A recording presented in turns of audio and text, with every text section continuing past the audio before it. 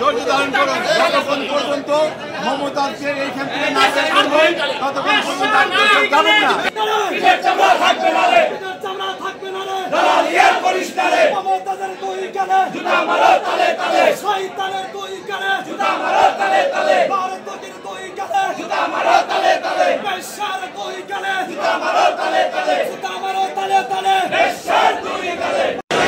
বৈধ স্বামীর সংখ্যা কয়টা এবং কোন দিনের এটা জানতে চাই। এবং আইডি কার্ডে আমার জানা মতে যখন মমতা প্রথম এমপি নির্বাচন করে আইডি কার্ডে স্বামীর নাম মমতা ছিল রমজান আলী। হ্যাঁ, এবং আইডি কার্ডে হাসিনা এই মমতাজের জন্যই স্বামীর নাম বাদ দিয়ে বাপের নাম আনছে। এই মমতাজের জায়গা মানিকগঞ্জ হবে না।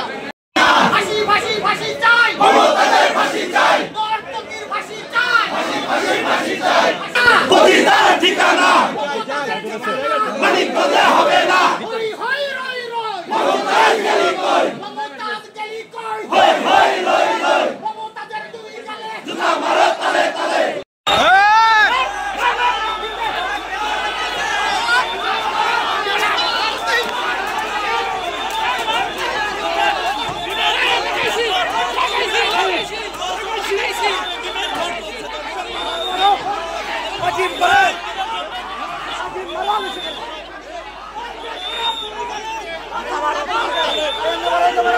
Kita